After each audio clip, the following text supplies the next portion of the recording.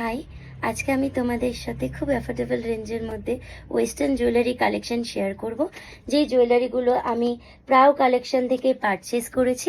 এই প্রত্যেক কটা জুয়েলারি তোমাদের ওয়েস্টার্ন আউটফিটের সাথে আরও ভালোভাবে সুন্দরভাবে ম্যাচ করবে, তোমাদের লুককে খুব সুন্দরভাবে এনহ্যান্স করবে।